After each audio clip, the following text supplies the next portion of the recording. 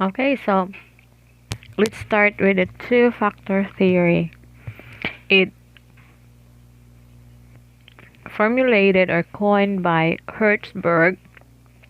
Two-factor theory attempts to identify and explain the factors that employees find satisfying and dissatisfying about their jobs. Now, the first set of factors, called motivators, are internal job factors that lead to job satisfaction and higher motivation. Now, in the absence of motivators, employees will probably not be satisfied with their work or motivated to perform up to their potential. Okay, two-factor theory. It is composed of factors that employees find satisfying and dissatisfying about their jobs. Of course, the first set is called motivators. No? Muna sila ang what is in the job that highly motivates the employees. And then what is also in the job that highly dismotivates the employees. Mabag,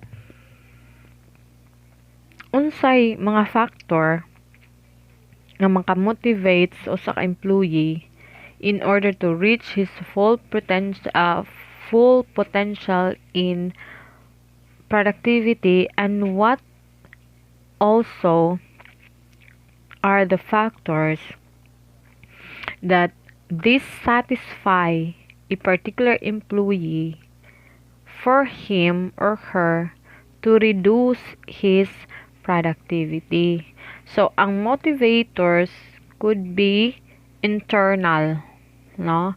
Internal job factors that lead to job satisfaction and higher motivations.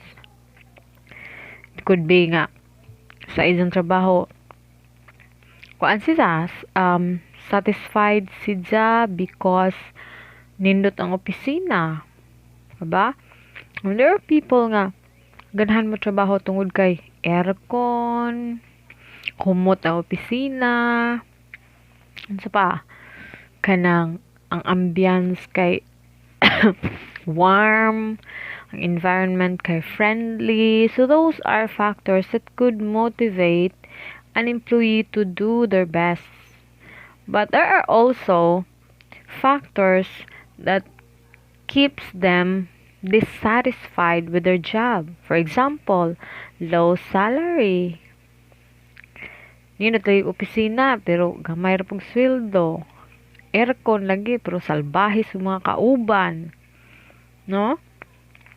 Ano sa pa to? Aircon. Ano pa man? Sa pa to hong mention ganina. Basta ka tong, maybe, di siya masatisfied tungod kay sige naga-OT nga way bayad-bayad. So di siya satisfied, kayon siya dadi ko mo. I will not reach my full potential when it comes to productivity because I am not paid well. No? So mao na siya gitawag two-factor theory. What satisfies and what dissatisfies a particular employee or person for him or her to be productive or non-productive. Nakitaan, or I mean, nakuha ninyo that when it comes to motivation, no, because we are discussing what motivates a person. So, mo na siya in two-factor theory, tanaw nimo unsa kaha ang mga factors that will satisfy an employee and what are the factors that will dissatisfy an employee. Because these two, satisfaction and dissatisfaction, will definitely lead to either highly motivated siya or less motivated ang imong employees. Okay? Nakuha ang two-factor. Okay, hala, i-review na laman. Okay, another is the work adjustment theory. Now, every worker has a unique needs and abilities. Now, ay, na-update ko example sa two-factor theory. Example of motivators are the work itself, no? As minom sa kong tubig, be.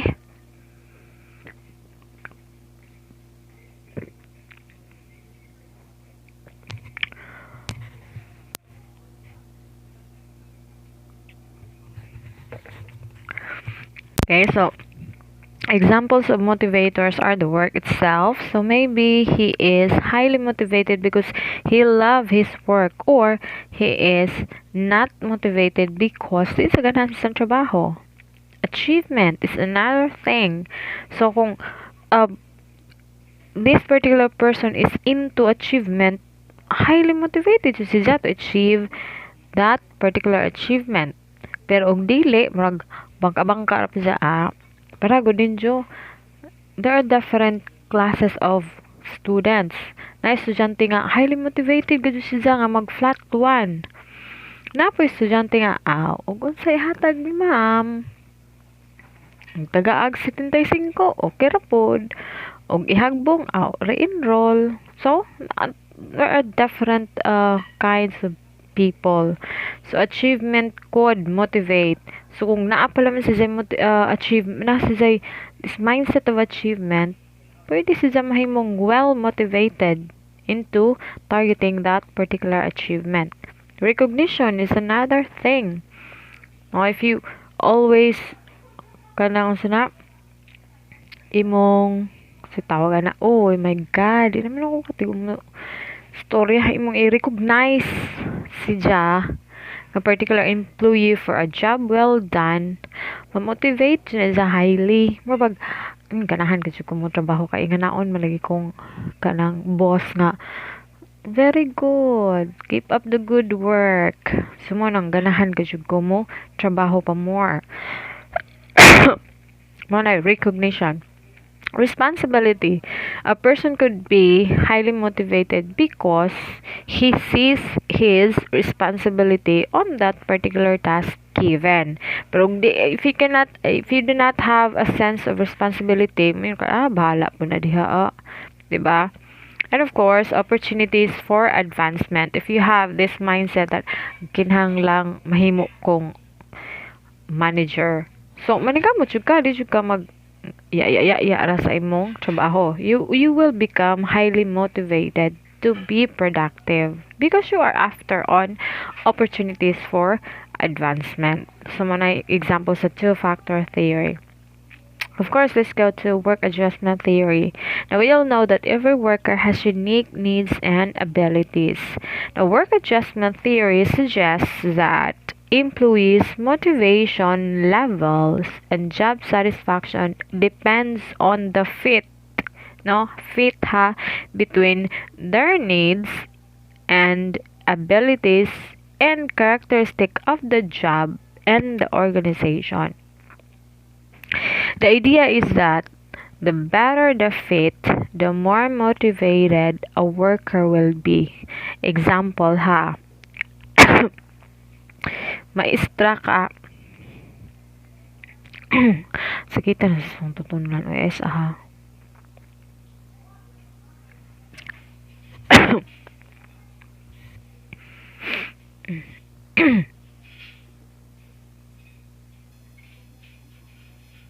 Okay, so example aning work adjustment theory. Na kay maestra ka, and then you also have this particular illness ba ng insomnia. Now you have an insomnia.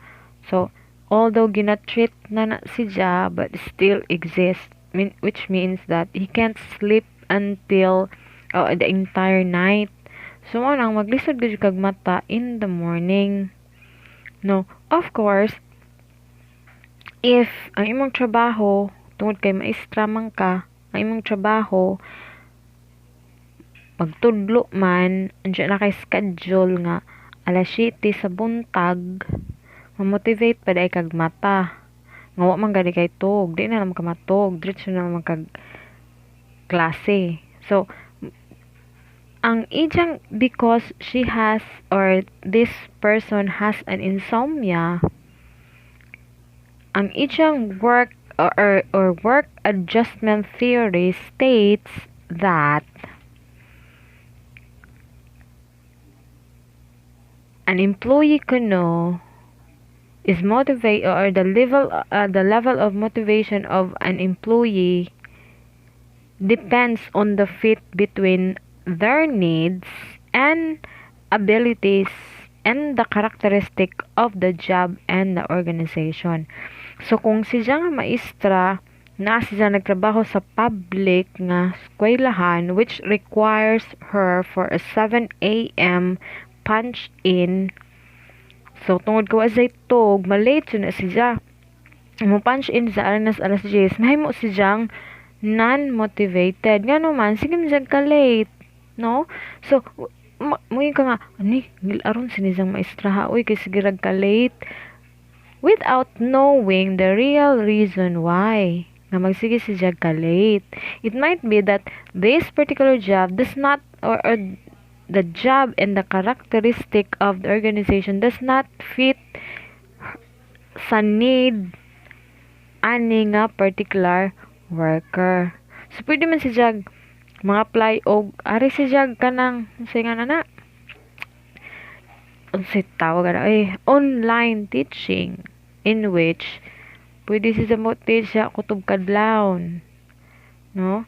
So mo na gitawag og work adjustment theory, or if the company really needs this particular person, tagaan siya og flexible time, or tagaan siya particular time period in which ma-motivate ang iyang full potential for productivity.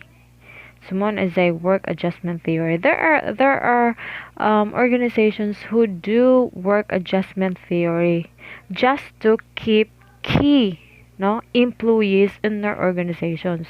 Especially kung kani nga employee kay murag kinahanglan should pwede ugwa sa ilang organizations, and then the needs and or the unique needs of this employee does not coincide with the normal workflow of the organizations, mao nang naa sila gitawag og maswak sila sa work adjustment theory nga tagaan sila special case in which nga ma-achieve ay dang full potential in productivity without compromising his or her unique needs and abilities. Nakuha? I hope so. So, mura na gud siya og as an organization, you also need to look at this, no? To look at these factors or kanang kuan concept, no?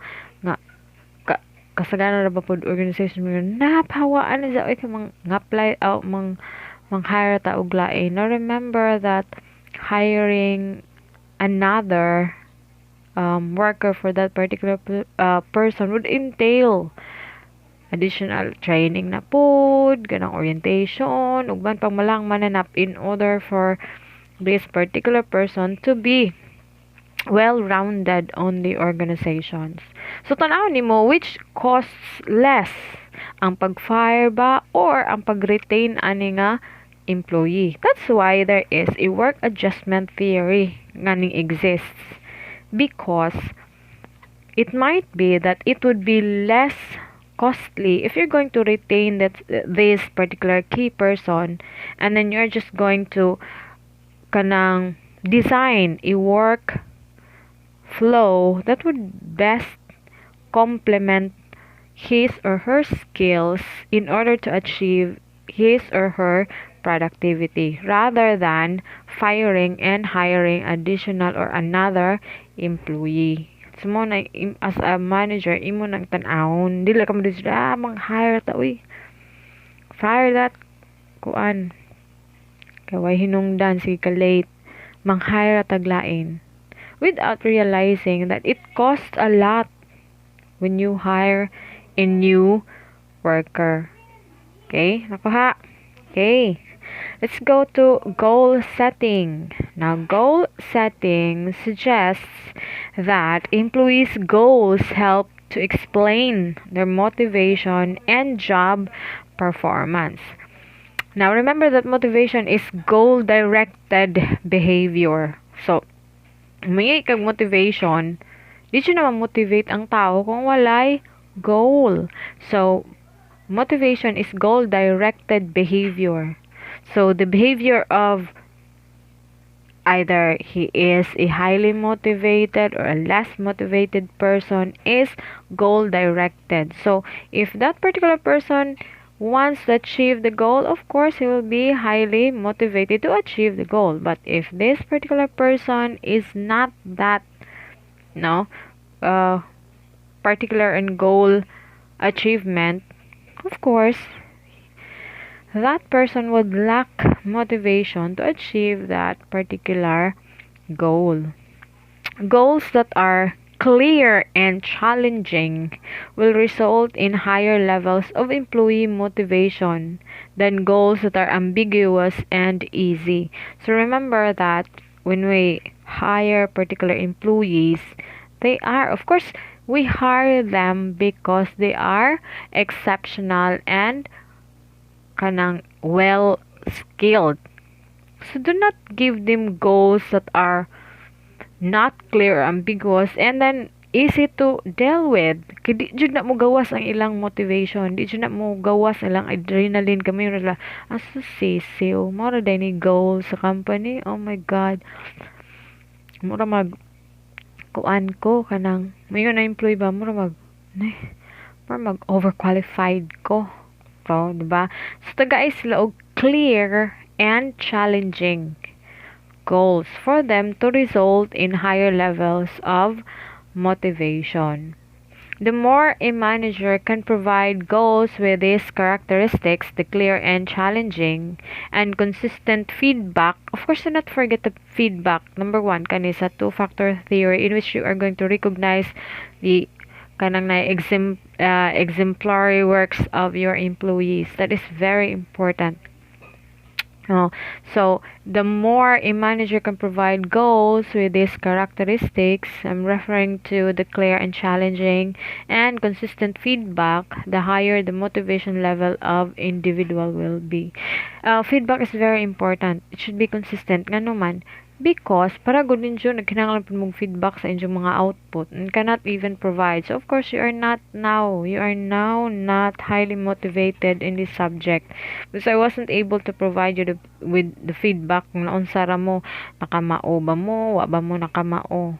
That is pasensya na mo kay di man lagi pud anay di jud maataman Diyos ko na pa inyong ipang submit nga okay ra ang uban kadtong sa module na kay murag klaro-klaro na checkan. Napatawon ko sa kadtong inyong ipang submit nga giaro-arohan ra ko nga mao ni sumpay sa kuan ma'am number 2 Ginoo ko ja picture nga murag gigamitan og China phone. So imagine, remember that you are 60 plus and you're not the only subject that I am handling. So you cannot, please do not expect me to give you feedback right away. Tapos kaya ba na po sa inyong self, uy, nalabad sa imo. Yeah, did I koan? Kaya na mo. But of course, I will give you feedback once I am done with checking mga next year tingali. Mo feedback ko nga, uy, dahil hagbong manday ka sa HRM. Charot. Re-enroll na naman ha. Sumuna. Dito. Sumuna, feedback is very necessary. I know that. Okay. And the last is the job characteristic theory. Now, this is coined by Hackman and Oldham, which states that employees will be more motivated to work and more satisfied with their jobs to the extent that jobs contain certain core characteristics. Now, these core job characteristics creates the condition that allow employees to experience critical psychological states that are related to beneficial work outcomes, including high work motivation. Now, job characteristics involve na a particular model. So this last last theory, we will be looking at it deeper. Unsa dining job characteristic theory by Hackman and Oldham. Ingon siya nga ang employees kuno is motivated to work and is more satisfied with their job with respect to the job's certain core characteristics. So there is no, we're trying to deploy a relationship between the satisfaction of, the motivation and satisfaction of a worker with respect to the uh, job core characteristics. So let us check in the model. Okay.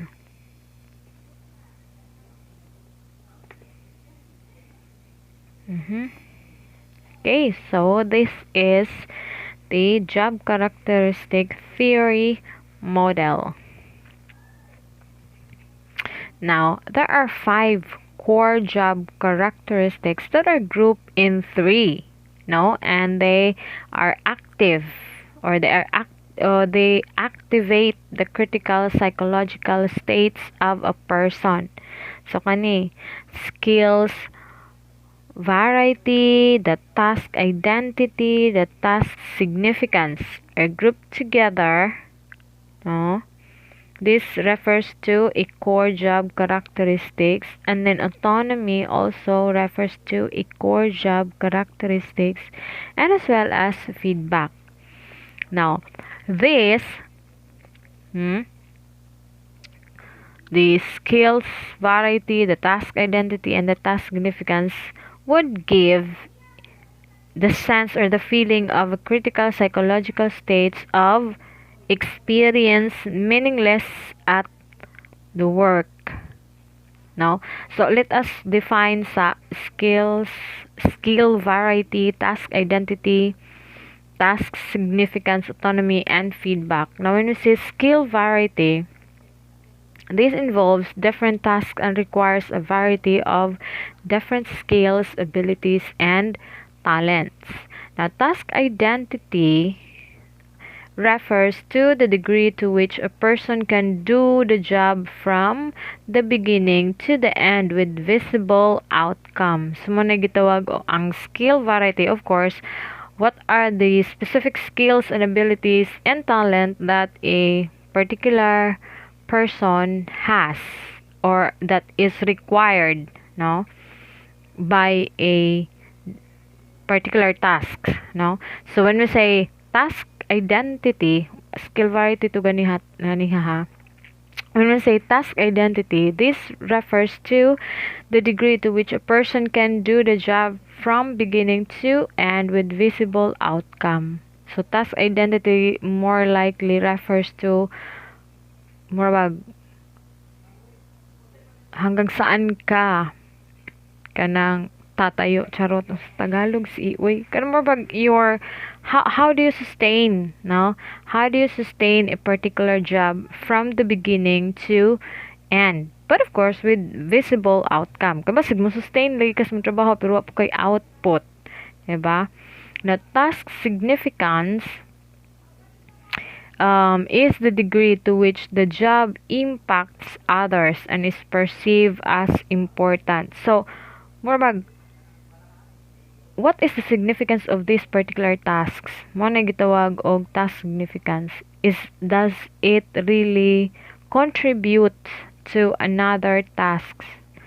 Kay basin ay pugkan nga task gi-create or gitrabaho ra pero wa di ay significant, wa lamang pud siya impact, no, to others, and it is not even perceived as important. Ang luuya gud nimog naakaingan ang particular trabaho, no, nga ang imong gitrabaho is wala dai siya impact to others and is not even considered as important. Mo na gitawag natong task significance.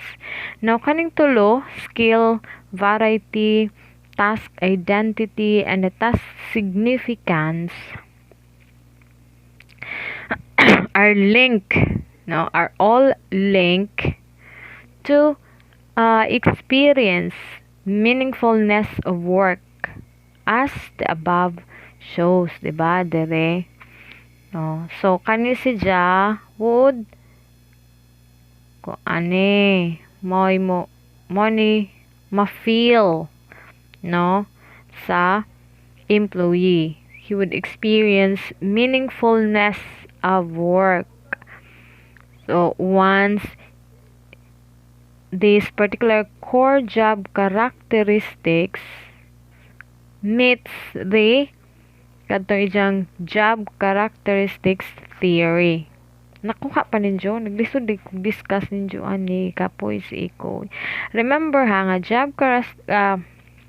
po katong istorya, job characteristic theory states that employees will be more motivated to work more satisfied with their job to the extent that job contains certain core characteristics.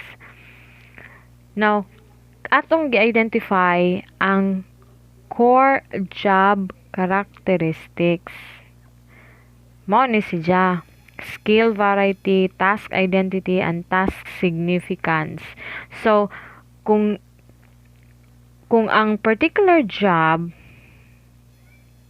ay sabi inom sa tubig, particular job has this core job characteristics, kaning skills, variety, task identity, and task significance, this would gives a particular employee a sense of meaningfulness at work. So that is a form of motivation na sa state nila sa critical psychological. So kung makahatag siya og meaningfulness sa work, what will happen to the employee? Of course, the motivation would be higher. So mura siya og kanang mas ganahan siya mo trabaho because he experienced a meaningfulness of work. Na ay meaning ay siyang gitrabaho because na ay skill variety, na ay task identity, na ay task significance. Kanang bitong feeling nga, moingon nga, huy girl, trabaho na tong kuan, kaya di mo tulin si kuan og trabaho kung wa ang imong output. Diba? Na ay mga ingana nga trabaho, diba? So, moingon nga, huy girl, ikaw raman siya pwede mo trabaho ing ani. Kaya you have the skill variety, ikaw raman ano siya lain. So, sa pato, task identity. Girl, ikaw ra gajud pwede ani kay mulahutay gajud ka. So this statement, this core job characteristic would give an employee an experience of meaningfulness of work. So mo kayo nga, na siya katuturan ng trabaho. This will give na particular mo cater na ni og spark in the motivation of a particular employee. Diba?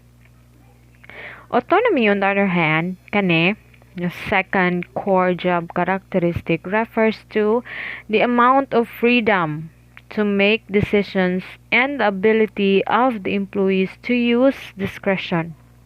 So when we say autonomy, the employees are not rigidly manipulated by a particular manager. Although, of course, naadyo'y supervision, no? Kaya that is the duty of the managers to supervise employees.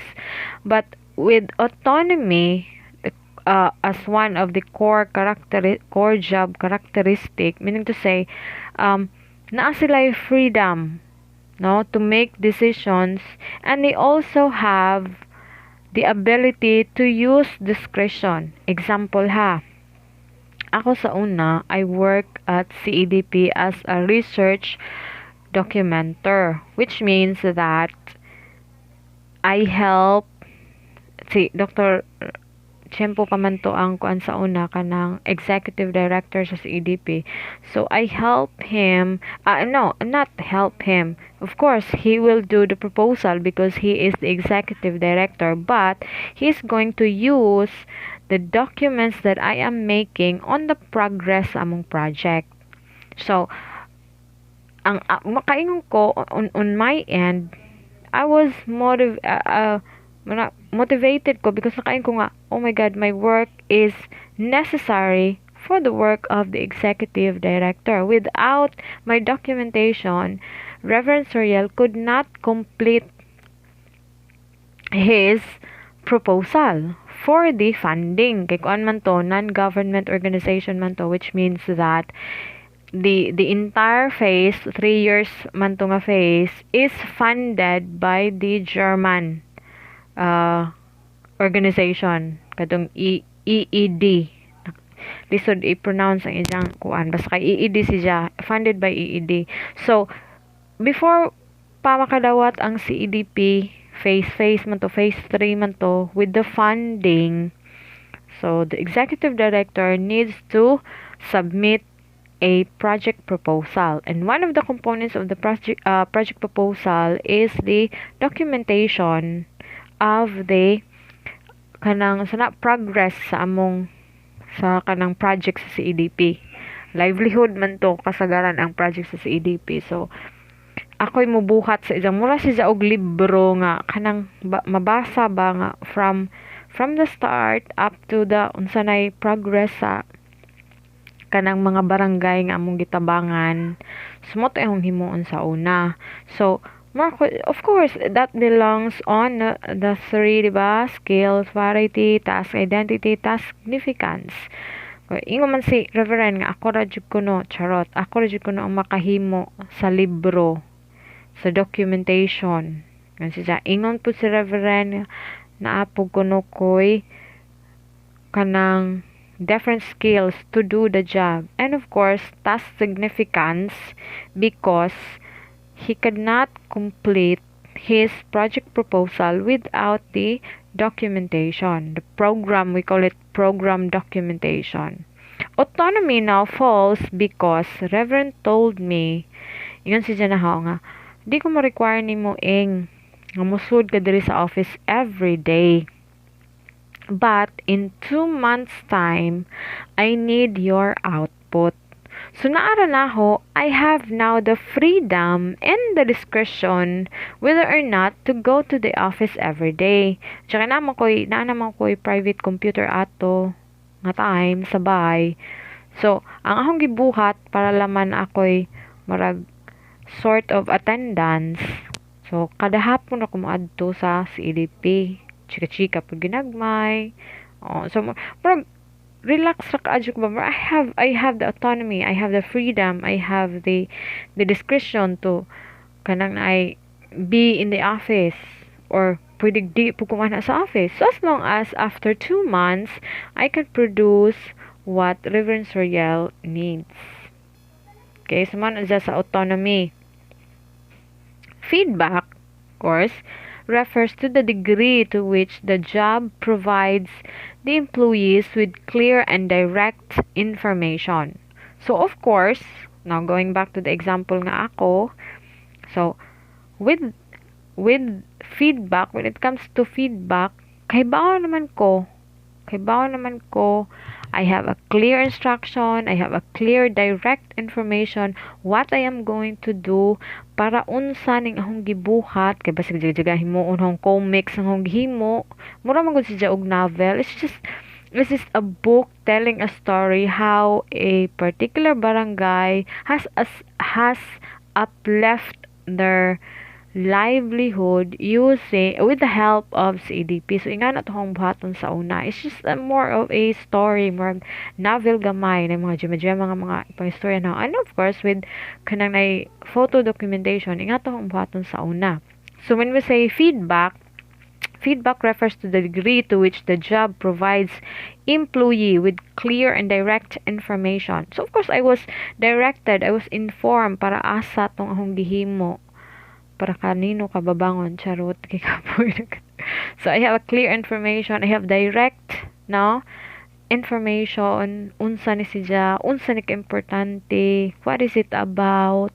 So, of course, this will motivate me, no? Autonomy gives me an experience of responsibility for work outcomes. So, because I was given an instruction nga, bahalag mag-unsa ko, tuwad tuali ba ko, but at the end of 2 months, I would produce that particular book. So, I have now a sense of responsibility over the outcome of my work. And then feedback, kung giingon ni mga direct, ninjo nga direct, clear and direct information. Now, this gives me knowledge of the result from work activity. So, kaybaw nako, unsay result ani nga work activities because I have a clear feedback. So, after 2 months, so, nakaproduce na ko, kahimo na Rev, balik na, okay, send na sa EED ang kanang document, and then comes na, ingon na Reverend nga, oh, congratulations na to tanan. The funding is approved for the next phase nga 3 years. So there was a clear feedback naggamit gid jud ay akong trabaho because the funding was approved. Although dili ra tungod sa akong trabaho, but I was part of it. Mura bag ang dating sa feedback nga ingos reverend nga mag-celebrate ta nagkaon-kaon maganimi nga to because it was the funding was approved. It gives you a high level of motivation. Nakaingon ko nga to, I love my job. No? So, of course, mana na siya nga hinga part. So, this part would also, ay naman result to, na ni, ang honggi pang bati na sa una. High internal work motivation, high quality work performance, high satisfaction with the work. Di ba? So, it would result to low turnover and absenteeism. So, tungod kay highly motivated ko, no, bisan pagitagaan ko og kanang freedom ni Reverend nga, pwede di ko moadto sa opisina because I am highly motivated. The core characteristics kani fits me so well na maningkamot kapon ko nga mo report. So, this results to low turnover and absenteeism. No? So, mo to siya. That is a job characteristics theory. That is one way of, kanang as a manager, this also refers to how you are going to analyze, the job characteristic theory as one of the reasons as to how to motivate your employees, how to give them this particular sense of motivation in order for them to achieve their full potential. Okay? I hope nasabtan. Okay, so we are done with the perspective of work now in different level.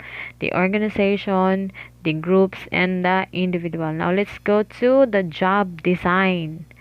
Okay. Hapit na gid ta.